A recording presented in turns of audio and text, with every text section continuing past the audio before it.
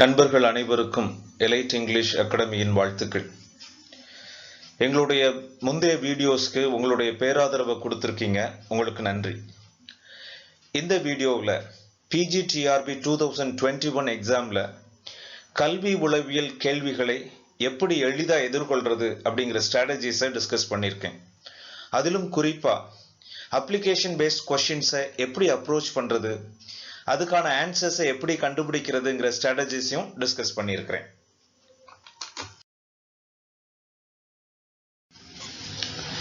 Dear friends, பழைய கொஷின்ஸை சரியான முறையில் ஆய்வு செஞ்சு ஆன்சர்ஸ் எப்படி வருது அப்படின்னு நீங்கள் அனலைஸ் பண்ணீங்க அப்படின்னா அதுவே ஒரு பெரிய எக்ஸாம் ப்ரிப்பரேஷன்.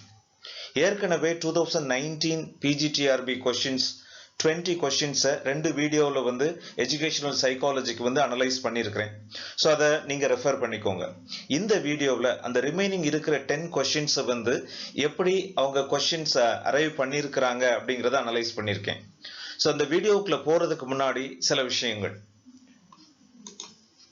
ஒன்று, ஏன் நம்ம பாஸ்ட் கொஷின்ஸை அனலைஸ் பண்ணணும் அப்படின்னா அது உங்களுக்கு ஒரு ரியல் டைம் எக்ஸ்பீரியன்ஸை கொடுக்கும். அதாவது இந்த கொஸ்டின் தான் எக்ஸாம்ல கேட்டிருக்காங்க, இதே மாதிரி கொஸ்டின்ஸ் வரலாம் அப்படிங்கிற ஒரு எக்ஸ்போஷர் உங்களுக்கு கிடைக்கும். ரெண்டாவது, exposure to different types of questions. உங்களுக்கு ஏற்கனவே தெரியும், குறைஞ்சது 3 லெவல் கொஸ்டின்ஸ் இருக்கும். ஒன்று ஃபேக்சுவல் கொஸ்டின். ஸோ உங்க மெமரியை டெஸ்ட் பண்றது, அதாவது இந்த விஷயத்த இந்த தியரி சொன்னது யாரு, இந்த புக் பப்ளிஷ் பண்ணது எப்ப அப்படின்னு கேட்கறது பேசிக் லெவல் கொஸ்டின், மெமரியை டெஸ்ட் பண்றது. ரெண்டாவது, செக்கிங் யுவர் அண்டர்ஸ்டாண்டிங் லெவல். அதாவது ஒரு விஷயத்த சொல்லி இதுக்கு என்ன பொருள் அப்படின்னு கேட்கறது அண்டர்ஸ்டாண்டிங் லெவல் கொஸ்டின். அடுத்து மூணாவது லெவல் ஆஃப் கொஸ்டின்ல தான் எல்லாருமே தடுமாறுறது, அதாவது அப்ளிகேஷன் பேஸ்ட் கொஸ்டின்ஸ். ஸோ நீங்க அதனால கண்டிப்பா அந்த லெவல் ஆஃப் கொஸ்டின்ஸை நீங்க புரிஞ்சுக்கணும். அடுத்து லாஜிக்கல் டிடக்ஷன். எப்பவுமே ஒரு 4 ஆப்ஷன் கொடுக்கும்போது ஒரு ஆப்ஷன் ரொம்ப டிஸ்டன்டா தான் இருக்கும். ஸோ அதை ஃபர்ஸ்ட் ஐடென்டிஃபை பண்ணி அதை எலிமினேட் பண்ணிடணும். அதுக்கப்புறம் இருக்கிற 3 கொஸ்டினையும் ஆப்ஷன்ஸையும் அனலைஸ் பண்ணும்போது ஒரு கொஸ்டின் கொஞ்சம் தூரமா இருக்கும், நமக்கு சம்மந்தமே இல்லாமல் இருந்துச்சுன்னா அதையும் ரிமூவ் பண்ணிட்டு, ஸோ இந்த மாதிரி லாஜிக்கல் டிடக்ஷன் ஒரு 100 கொஸ்டின் நீங்க போட்டு பார்க்கும்போது தான் தெரியும். ஸோ அதனால இந்த ஸ்ட்ராட்டஜி உங்களுக்கு ஒர்க் அவுட் ஆகும். அடுத்து, you will become familiar with application based questions. So நம்ம தனியா படிக்கிறோம், மங்கள் புக்கு படிக்கிறோம், இந்த புக்கு படிக்கிறோம், அந்த புக் படிக்கிறோம், ஆனா எப்படா கொஸ்டின் கேட்குறாங்க அப்படிங்கிற ஒரு விஷயம் இதுல உங்களுக்கு தெளிவா புரியும். அடுத்து, அடிஷ்னல் இன்ஃபர்மேஷன். இதுதான் நம்மளுடைய பெரிய பலமே. ஒரு கொஸ்டின் இருக்குது, நம்ம அதை அனலைஸ் பண்றோம், ஆன்சர் கண்டுபிடிக்கிறோம், அது ஒரு லெவல். ஆனா அதே கொஸ்டின்ஸை கேட்கணும்னு எந்த அவசியமும் கிடையாது. அப்போ அதுக்கு ரிலேட்டடா அந்த தியரிஸை இன்னும் படிச்சு அடிஷ்னல் இன்ஃபர்மேஷனை கேதர் பண்றது ஒரு பெரிய எக்ஸாம் ப்ரிப்பரேஷன். அடுத்து, டீவியேஷன் ஃப்ரம் த சிலபஸ். நம்ம எவ்வளவுதான் படிச்சாலும் சில நேரத்தில் நாங்கள் ஃபர்ஸ்ட் அனலிஸ்ட்ல சொல்லியிருந்தேன், ஒரு 8 கொஸ்டின்ஸை 2019ல கேட்டதை எனக்கு எந்த யூனிட்லையுமே ஃபிக்ஸ் பண்ண முடியல. ஸோ இந்த மாதிரி டீவியேஷனுக்கு உங்க மைண்டை ப்ரிப்பேர் பண்ண ஒன்று. அடுத்து, இந்த மாதிரி டீவியேட்டட் கொஸ்டின்ஸ் வந்துச்சு அப்படின்னா எப்படி சிலபஸ் பேஸ் பண்ணி நீங்க அதை அப்ரோச் பண்ணணும் அப்படிங்கிற ஸ்ட்ராட்டஜிஸும் உங்களுக்கு தெரியும். குறிப்பா எங்க சைக்காலஜி கோர்ஸ்ல என்ன பண்ணிருக்கோம் அப்படின்னா, இந்த வீடியோவோட அந்த ஃப்ரீ சீரீஸ் கொஸ்டின் அனாலிசிஸ் முடிஞ்சது. கோர்ஸ்ல இதுக்கு முன்னாடி உள்ள இன்னும் 5 கொஸ்டின்ஸ்ல உள்ள எஜுகேஷன் சைக்காலஜி கொஸ்டின்ஸ் அப்படின்னா ஒரு கொஸ்டினுக்கு 30 into 5 150 கொஸ்டின்ஸையும் இதே ஸ்ட்ராட்டஜியில நாங்க அனலைஸ் பண்ணி அடிஷனல் இன்ஃபர்மேஷன் கொடுத்து அந்த லாஜிக்கல் டிடக்ஷன் கொடுத்து ஆன்சர்ஸ் அரைவ் பண்ணிருக்கோம். ஸோ அதை நீங்க படிச்சீங்க அப்படின்னாலே உங்களுக்கு எஜுகேஷன் சைக்காலஜியில இன்னும் பெரிய ப்ரிப்பரேஷனா இருக்கும். இது போக அந்த 8 யூனிட்ஸுக்கும் எல்லா டாபிக்கையுமே பைலிங்குவல்ல கிளியரா கவர் பண்ணிருக்கோம். ஸோ அதோட இன்ஃபர்மேஷன் வேணும் அப்படின்னா அந்த ஃபோன் நம்பருக்கு நீங்க கேட்டுக்கலாம். So now let me analyze the previous year's question paper. First question. Dash involves the creation of memory traces which are abstractions based on the salient features of the incoming information. So இதுல நீங்க பாத்தீங்க அப்படின்னா memory traces, இந்த question எதுல இருந்து எடுத்திருக்காங்க அப்படின்னா unit 4ல வந்து ஒரு டாபிக் உண்டு, அந்த அட்டென்ஷன் அப்படின்ட்டு. அந்த அட்டென்ஷன்லயுமே வந்து சப் டாபிக் வந்து அந்த புக்ல பாத்தீங்கன்னா இருக்கும், span of attention. So memory traces. So memory related. Okay, மறுபடியும் இந்த கொஸ்டின் அப்ரோச் பண்ணுங்க. Dash involves the creation of memory traces. நமக்கு மனசுல எப்போ ஆழமா பதியும், விச் ஆர் அப்ஸ்ட்ராக்ஷன்ஸ். அப்ஸ்ட்ராக்ஷன்ஸ் அப்படின்னா அப்ஸ்ட்ராக்ட் ஐடியா. ஒரு ஒரு விஷயம் இது பண்றோம் அப்படின்னா ஃபர்ஸ்ட் நமக்கு வேகா தான் புரியும், அந்த வேக்னஸ் தான் abstractions. based on the salient features of the incoming information. ஒரு இன்ஃபர்மேஷன் செய்தி நம்ம மைண்டுக்குள்ள வருது, அந்த மைண்டுக்குள்ள வரும்போது வந்து அது அப்டிராக்ட் ஐடியாவா வருது, அது வந்து எப்படி நம்ம மெமரியில போய் உட்காருது, அதுக்கு பேர் என்ன அப்படின்னு கேட்டிருக்காங்க. ரைட். இப்போ ஆப்ஷன்ஸ் பாத்தீங்க அப்படின்னா சிமுலேஷன்.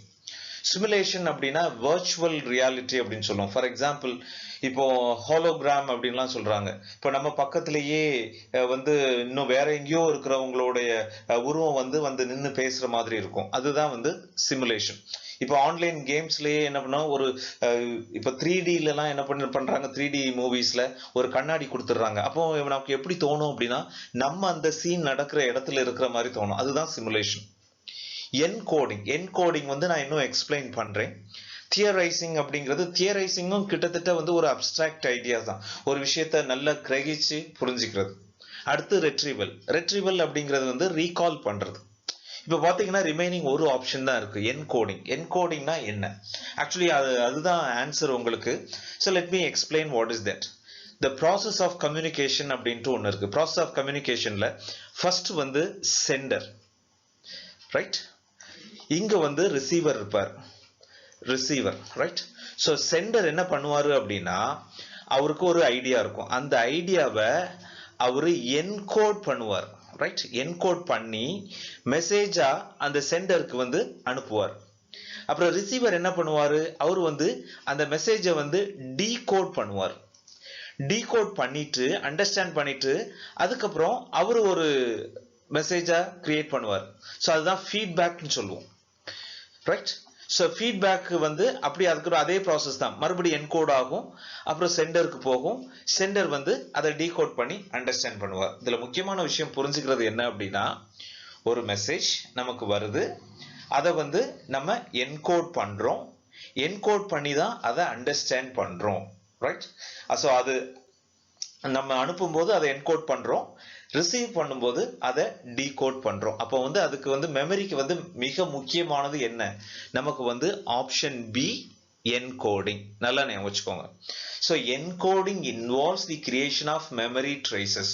ஒரு இன்ஃபர்மேஷன் வருது, அதை வந்து மொழியாக்கம் பண்ணி நம்ம மைண்ட்ல வந்து சேவ் பண்றோம். ஸோ அதுதான் இதுல விஷயம். ஸோ இதுக்கு இந்த கொஸ்டினை வந்து ஆன்சர் பண்றதுக்கு உங்களுக்கு சைக்காலஜில ரொம்ப டீப் நாலேஜ் எல்லாம் தேவையே கிடையாது. ஜஸ்ட் இதுதான் கொஸ்டின் அப்படின்ட்டு புரிஞ்சாலே எளிதா நீங்க ஆன்சர் பண்ணிடலாம். Question number 2.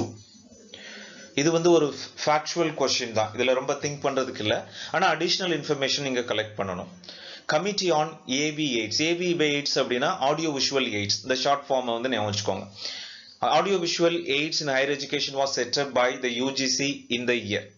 இப்போ நீங்க வந்து புக்ஸ்ல ரெஃபர் பண்ணீங்கன்னா தெரியும், உங்களுக்கு வந்து இந்த கொஸ்டின் வந்து யூனிட் 8ல இருந்து வந்திருக்கு, மாடர்னைசேஷன் ஆஃப் எஜுகேஷன் அந்த டாபிக்ல. ஸோ இந்த கமிட்டியை வந்து அப்பாயிண்ட் பண்ணது யூனிவர்சிட்டி கிராண்ட்ஸ் கமிஷன். எப்போ அப்பாயிண்ட் பண்ணிருப்பாங்க அப்படின்னா 1967 அதுல அப்பாயிண்ட் பண்ணி, எப்போ இந்த ரிப்போர்ட்டை வந்து சப்மிட் பண்ணுவாங்க அப்படின்னா 1969. ஞாபகம் வச்சுக்கோங்க, கொஸ்டினை கேர்ஃபுல்லா பார்க்கணும். It was set up by வந்து 1967. ஒருவேளை ஃபியூச்சர்ல வந்து எக்ஸாம்ல கொஸ்டின் கேட்கலாம், இந்த கமிட்டி வந்து எப்போ அதோட ரிப்போர்ட் சப்மிட் பண்ணுச்சு அப்படின்னு கேட்டுச்சு அப்படின்னா 1969. ஞாபகம் வச்சுக்கோங்க. ஸோ இந்த டாபிக் வந்து மாடர்னைசேஷன் ஆஃப் எஜுகேஷன் யூனிட் 8ல வருது. இது வந்து ஒரு மெமரியை டெஸ்ட் பண்ற கொஸ்டின் தான். Question number 3. Dash may be defined as the classification of objects or ideas that distinguishes them from others on the basis of some common feature. இது வந்து கொஸ்டினை புரிஞ்சுக்கிறதுக்கே கொஞ்சம் சிரமமா இருக்கு. ஸோ மேபி டிஃபைன், எதை வந்து டிஃபைன் பண்ணலாம். அப்போ ஆப்ஷன்ஸை பார்ப்போம். கொஸ்டின் புரியலன்னா ரொம்ப எஃபர்ட் எடுக்காம நீங்க வந்து அடுத்த ஆப்ஷன்ஸ்க்கு வந்துருங்க, அதுல ஏதாவது புரியுதான்னு பாருங்க. Conservative focusing, creativity, brain storming, concept. So இதில் 4 ஆப்ஷன்ஸ் கொடுத்துருக்காங்க. அதில் வந்து 2 ஆப்ஷன் வந்து நமக்கு புரியும். ஃபார் எக்ஸாம்பிள் இதில் பார்த்தீங்கன்னா கிரியேட்டிவிட்டினா டிஃப்ரெண்ட்டாக திங்க் பண்ணி கிரியேட்டிவாக இருக்கிறது. உங்களுக்கு வந்து இந்த ஆப்ஷன்ஸ் வந்து எளிதாக புரியும். அடுத்து பிரெயின் ஸ்டார்மிங் அப்படிங்கிறது ரைட்டிங்கில் வந்து நாங்கள் ஒரு டெக்னிக் சொல்லி கொடுப்போம். எப்படி அப்படின்னா, ஒரு டாபிக் நீங்கள் பேசணுமோ எழுதணுமோ அப்படின்னா பிரெயின் ஸ்டார்மிங் மெத்தடை ஃபாலோ பண்ணணும். அதாவது பிரெயின் ஸ்டார்மிங் மெத்தட்னா என்ன அப்படின்னா, இப்போ ஃபார் எக்ஸாம்பிள் சைல்ட் லேபர் அப்படின்ட்டு உங்களுக்கு ஒரு டாபிக் கொடுக்குறாங்கன்னு வச்சுக்கோங்க. நீங்கள் ஒரு பேப்பர் எடுத்துக்கணும். பேப்பர் எடுத்துக்கிட்டு சைல்ட் லேபர் அப்படின்னு டைட்டில் எழுதி பாயிண்ட் உங்கள் மைண்டுக்கு என்னெல்லாம் அந்த நிமிஷத்தில் வந்து வருதோ அதெல்லாம் ஒரு 10 பாயிண்ட் கடகடன்னு எழுதிக்கணும். அதுக்கப்புறம் நீங்க வந்து அதை ஆர்கனைஸ் பண்ணணும். ஓகே, அதுல நீங்க எழுதும்போது சில பாயிண்ட்ஸ் உங்களுக்கு ரிலவெண்டா இருக்கும், சில பாயிண்ட்ஸ் இரலவெண்டா எழுதியிருப்பீங்க. இரலவெண்ட் பாயிண்ட்ஸ் எல்லாம் ரிமூவ் பண்ணிட்டு ரொம்ப முக்கியமான பாயிண்ட் எல்லாம் முன்னாடி கொண்டு வந்துட்டு ஒரு ஆர்கனைஸ் பண்ணணும். ஸோ அதுக்கப்புறம் நீங்க எழுதலாம். எஸ்ஸே எழுதுனாலும் எழுதலாம், பேசுறதுனாலும் எழுதலாம். இந்த டெக்னிக் பேர் தான் பிரெயின் ஸ்டார்மிங். ஸோ அடுத்து கான்செப்ட். அதுவும் தெரியும் உங்களுக்கு. கான்செப்ட்னா மீனிங் என்ன? கான்செப்ட்னா ஒரு idea. I have a new concept. So உன்னுடைய கான்செப்ட் என்ன, உன்னுடைய ஐடியா என்ன அப்படின்னு கேட்போம். இப்போ ஒரே ஒரு புது விஷயம் இருக்கு, என்னன்னா conservative focusing. So conservative focusing அப்படிங்கிறது என்ன அப்படின்ட்டு நமக்கு புரியணும். அதாவது அப்படின்னா என்னன்னா, it is a form of hypothesis select positive example. அதாவது இப்போ ஒரு விஷயம், ஃபார் எக்ஸாம்பிள் நீங்க வந்து சாப்பிட போன ஒரு ஹோட்டலுக்கு போறீங்க. ஸோ எப்படி சாப்பாடு ஆர்டர் பண்ணுவீங்க? அந்த ஹோட்டலுக்கு ஏற்கனவே வந்திருந்தீங்கன்னா, இதுக்கு முன்னாடி ஒரு டிஷ் ஆர்டர் பண்ணியிருந்தீங்கன்னா, ஓகே அது நல்லா இருந்துச்சுன்னா நீங்க என்ன பண்ணுவீங்க? அதே இதை ஆர்டர் பண்ணுவீங்க. இல்லை அப்படி நான் அன்னைக்கு அது சாப்பிட்டேன், அது நல்லா இல்லை, அதனால அது வேண்டாம், இன்னொன்று ஆர்டர் பண்றேன் அப்படின்ட்டு இன்னொன்று போவீங்க. இது பேர் தான் கன்சர்வேட்டிவ் ஃபோக்கஸிங். ஸோ ஏற்கனவே நீங்க ஒரு விஷயத்த பண்ணிருக்கீங்க, சரியா வந்து அதை மறுபடி பண்ணுவீங்க. அது சரியா வரல அப்படின்னா இன்னொன்று பண்ணுவீங்க. அதுதான். இப்போ வந்து கொஸ்டினுக்கு போவோம். இப்போ 4 ஆப்ஷன்ஸுமே நமக்கு தெரிஞ்சிருச்சு. Dash may be defined as the classification of objects or ideas that distinguishes them from others on the basis of some common feature. அதாவது எது வந்து எதை வச்சு நீங்க வந்து இருக்கிற விஷயங்களை கேட்டகரைஸ் பண்ணுவீங்க. அதாவது கிளாசிபிகேஷன் ஆஃப் ஆப்ஜெக்ட்ஸ், எதை வச்சு கிளாசிஃபை பண்ணுவீங்க அப்படின்னு கேட்கணும். இப்போ கன்சர்வேட்டிவ் ஃபோக்கஸிங்னா நீங்க சொன்னீங்க, அது வந்து based on previous experience. Creativity அப்படிங்கிறது வந்து அந்த ஒரு விஷயம் நடக்கிற வரைக்கும் தெரியாது, ரைட்? கிரியேட்டிவிட்டி. அப்போ அதனால இந்த ஃபர்ஸ்ட் 2 ஆப்ஷனையுமே நம்ம வந்து ரிமூவ் பண்ணிடலாம். இதுவும் வராது, அடுத்து இதுவும் வராது. பிரெயின் ஸ்டார்மிங் தான் டிஸ்டன்ட் ஆப்ஷன். பிரெயின் ஸ்டார்மிங்க்கும் இந்த கொஸ்டினுக்கும் சம்பந்தமே இல்லை, அதனால வந்து இது வருது. ஸோ அப்போ வந்து கான்செப்ட், ஒரு ஐடியா நமக்கு இருந்தது அப்படின்னா அந்த ஐடியாவை வந்து இந்த ஐடியா இது பாசிட்டிவ் சைடா இது நெகட்டிவ் சைடா அப்படின்ட்டு நம்ம கொஞ்சம் கொஞ்சமா அனலைஸ் பண்ணி இது பண்ணுவோம். So idea. ஸோ இப்போ கொஸ்டினை வாசிங்க. Concept may be define as classification of objects or ideas. இப்போ ஈஸியா உங்களுக்கு ஆன்சர் புரிஞ்சிருக்கும். Question number 4. The COPP team was set up under the chairmanship of Shri Balwant-Roy Mehta is to review. So இதுவுமே வந்து உங்களுக்கு மெமரியை டெஸ்ட் பண்ற ஒரு கொஸ்டின் தான். ஒரு கமிட்டி போட்டிருக்கிறாங்க. அந்த கமிட்டியோட தலைவர் யாரு அப்படின்னா ஸ்ரீ பல்வந்த்-ராய் மேத்தா. ஸோ இவர் வந்து குஜராத்காரர். அப்போ எதுக்காக? இது வந்து strictly based on higher education. அந்த யூனிட் 1ல ஸ்கில் டெவலப்மெண்ட் அதுக்கு கீழே வந்து வருது. இப்போ ஆப்ஷன்ஸ் பாருங்க. Adult education programme, cooperative primary education programme, community development programme, cultural participation programme. நீங்க வந்து டெக்ஸ்ட் புக்கை படிச்சாலே உங்களுக்கு தெரிஞ்சிடும். இந்த ஆப்ஷன் வந்து சி.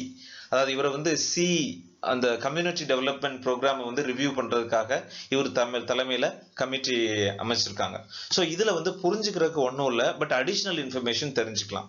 அதாவது இவர் தான் பல்வந்த்-ராய் மேத்தா தான் second chief minister of Gujarat. அதாவது 1957ல வந்து ஒரு விஷயம் ஆரம்பிச்சாங்க. அதான் COPPனா community development program and the national extension, right? Community development program and national extension service. அதாவது இது எதுக்கு செட்டப் பண்ணாங்க அப்படின்னா, எப்படி இதை வந்து மறுபடி டொமஸ்டிக் லெவல் மற்ற விஷயங்கள் எல்லாம் வந்து அதிகமா பயன்படுத்துறது அப்படிங்கிறத செட் பண்றதுக்காக, ரெக்கமெண்ட் பண்றதுக்காக இது பண்ணாங்க. ஸோ இது வந்து என்ன பண்ணாங்க அப்படின்னா, இதை பேஸ் பண்ணி தான் டெமோக்ராட்டிக் டீசென்ட்ரலைசேஷன் வந்துச்சு. டெமோக்ராட்டிக் டீசென்ட்ரலைசேஷன் அப்படின்னா அதாவது பவரை இருக்கிற பவரை எப்படி டிஸ்ட்ரிபியூட் பண்றது, டீசென்ட்ரலைசேஷன் ஆஃப் பவர். ஸோ இதுதான் காலப்போக்கில் எப்படி உருமாற்றம் பெற்றுச்சு அப்படின்னா panchayat Raj.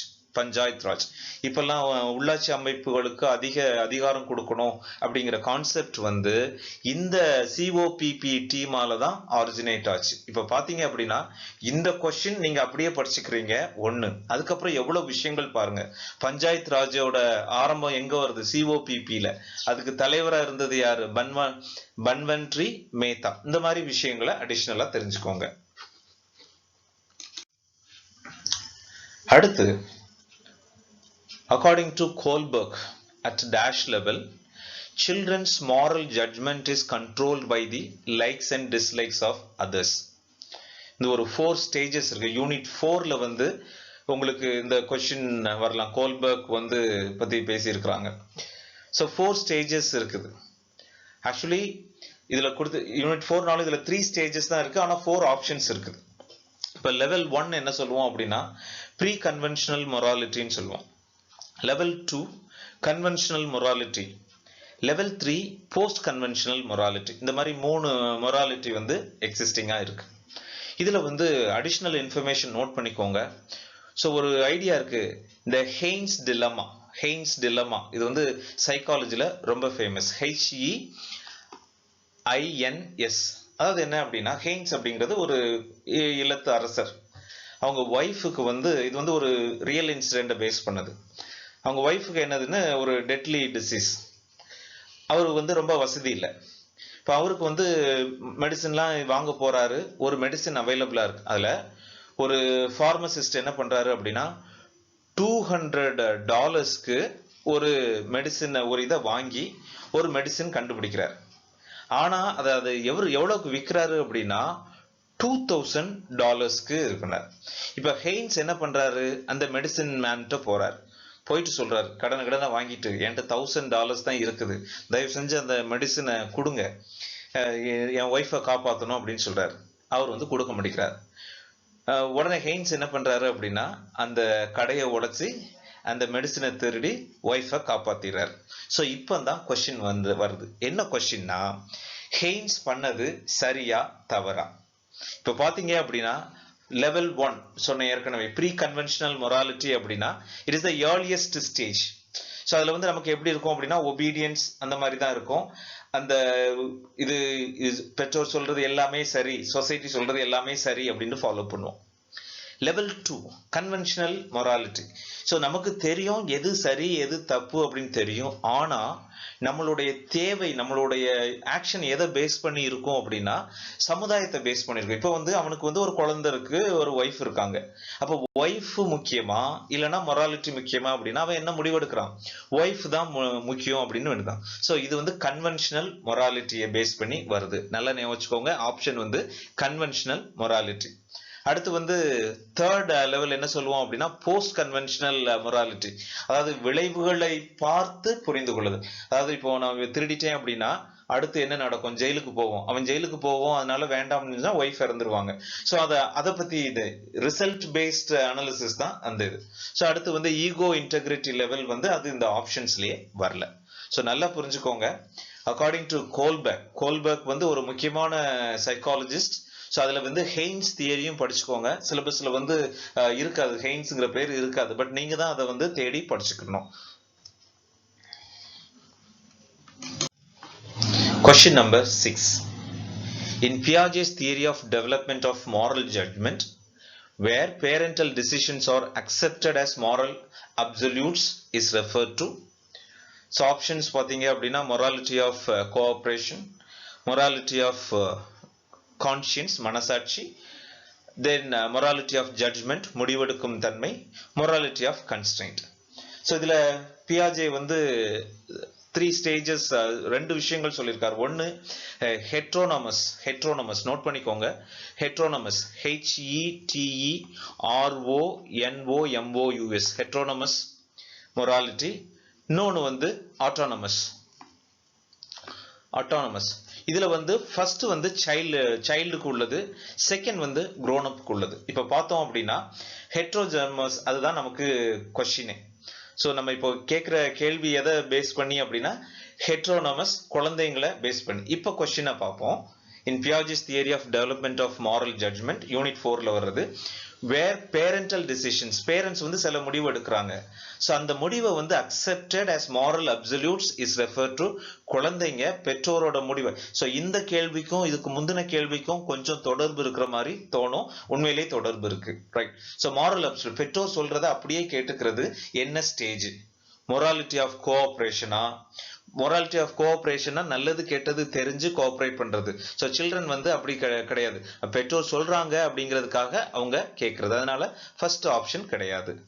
Morality of conscience, அவங்க மனசாட்சிப்படி ஒரு 6-7 வயசு குழந்தைங்களை வந்து மனசாட்சிப்படி நீங்க செயல்படுங்க அப்படின்னு சொன்னா அது வந்து அப்சல்யூட்லி நான்சென்ஸ். ஏன்னா வந்து அவங்களுக்கு அந்த வயசுல எது சரி தப்புங்கிற புரிஞ்சுக்கிற பக்குவம் இருக்காது.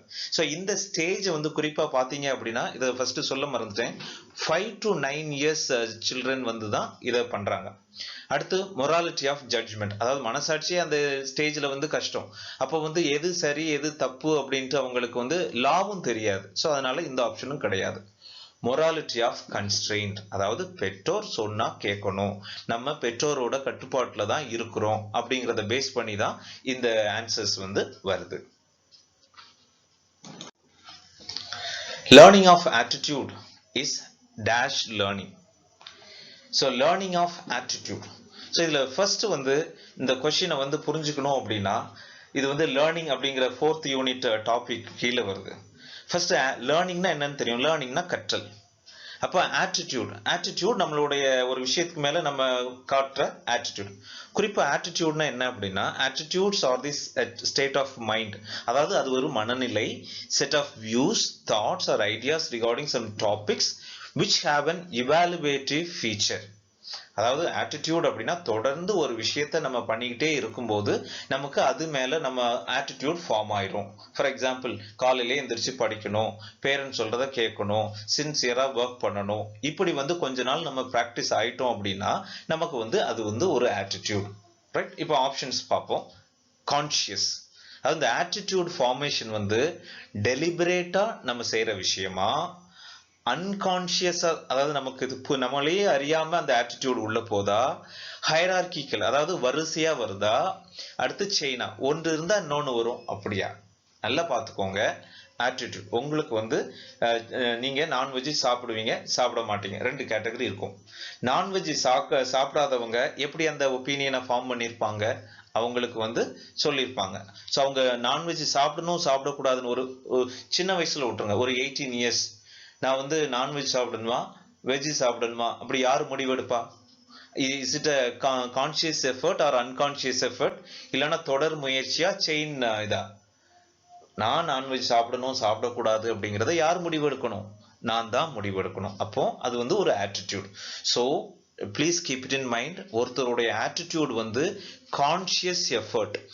தொடர்ந்து கான்சியஸ் எஃபர்ட் நீங்க எடுத்துட்டு இருந்தீங்க அப்படின்னா then it will go to unconscious level. Right. So நீங்க அப்படி பண்ணிட்டே இருந்தீங்கன்னா ஒரு கட்டத்துல உங்ககிட்ட இருந்து ஒரு விஷயம் உங்க குழந்தைகிட்ட போகும். ஸோ உங்க குழந்தைகிட்ட போறது அப்படியே தலைமுறையா தொடரும். இதுதான் லெவல். ஃபர்ஸ்ட் வந்து ஆட்டிடியூட் ஃபார்மேஷன் வந்து கான்சியஸ் லெவல்ல தான் நடக்கும்.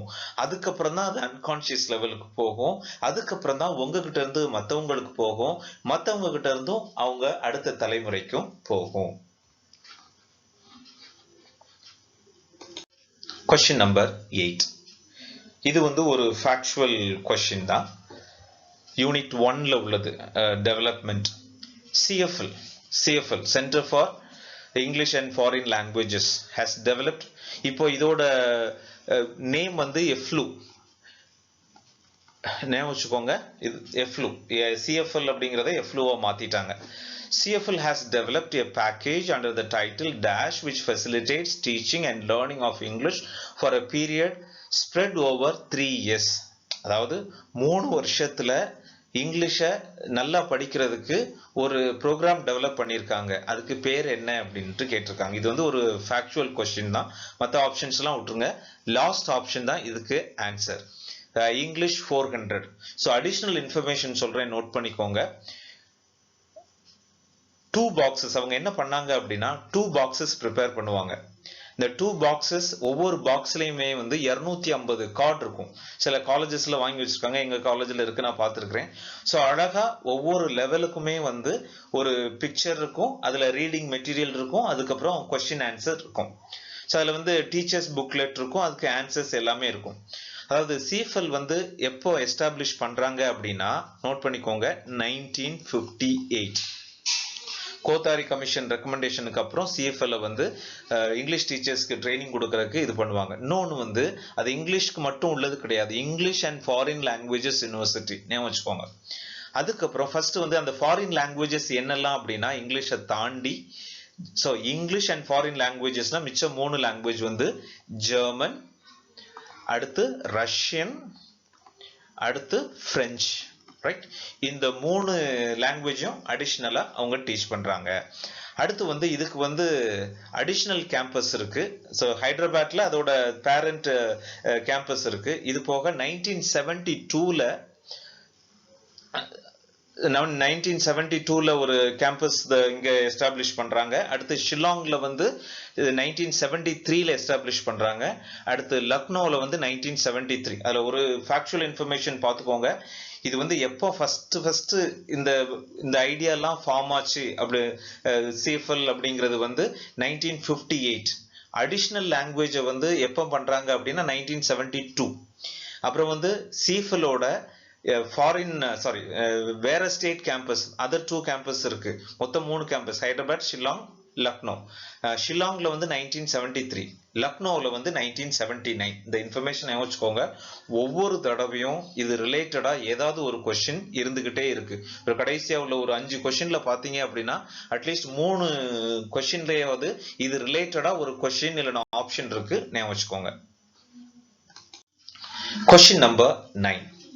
பியாஜேஸ்ல வந்து அடிஷனல் கொஸ்டின் கேட்டிருக்கிறாங்க. ஏற்கனவே ஒரு கொஸ்டின் பார்த்துட்டோம்.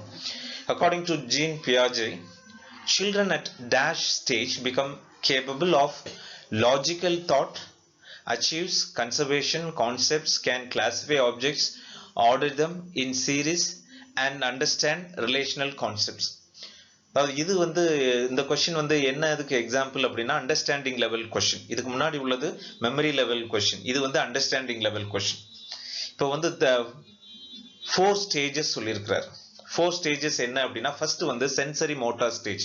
அது வந்து 2 வருஷம், பிறப்புல இருந்து 2 வயசு ஆகிற வரைக்கும் அது வந்து ஏதாவது தொட்டு உணர்ந்துக்குவாங்க. 2வது ஸ்டேஜ் ப்ரீ ஆப்ரேஷனல் ஸ்டேஜ், அதாவது 2 வருஷத்துல இருந்து 7 வருஷம். இதுல என்ன பண்ணுவாங்க அப்படின்னா சில்ட்ரன் திங்க் சிம்பாலிக்கலி, ஸோ அதாவது அவங்க அசோசியேட் பண்ணுவாங்க. 3rd ஸ்டேஜ் வந்து கான்கிரீட் ஆப்ரேஷனல் ஸ்டேஜ். இந்த 7 வயதுல இருந்து 11 வயசுக்கு உள்ள குழந்தைங்க இதுல வருவாங்க. ஒரு லாஜிக்கல் திங்கிங்கை வந்து டெவலப் பண்ணியிருப்பாங்க. அடுத்து 4th ஸ்டேஜ் வந்து ஃபார்மல் ஆப்ரேஷனல் ஸ்டேஜ். ஸோ அதுல வந்து 12 வயசுக்கு மேல. ஸோ இதுல என்ன பண்ணுவாங்கன்னா நீங்க இப்போ சின்ன வயசுல, இப்போ 2 வயசுல வந்து நீங்க யானை அப்படின்னு சொன்னா உங்களுக்கு புரியாது. யானையை கொண்டு நிப்பாட்டி அவங்க அதை தொட்டு பார்த்தாதான் யானைன்னு தெரியும். ரைட், இந்த 4th ஸ்டேஜ்ல என்ன ஆகும் அப்படின்னா நீங்க யானைன்னு சொன்னாலும் அவங்க பார்க்கவே இல்லை அப்படின்னாலும் they will imagine and understand. So இதுதான் 4 stages of child development. இப்போ கொஸ்டினுக்கு வாங்களேன். According to Jean Piaget, children at dash stage becomes capable of logical thought. இந்த ஒரு ஃப்ரேஸ் மட்டும் உங்களுக்கு தெரிஞ்சது அப்படின்னா இந்த 4 ஸ்டேஜ் நான் இப்ப சொன்னல theory of cognitive development unit 4ல உள்ளது, அதை நீங்க படிச்சிருந்தீங்க அப்படின்னா இந்த கொஸ்டினுக்கு ஆன்சர் பண்ணிருக்கீங்க. இது வந்து understanding level question. So option D தான் ஆன்சர்.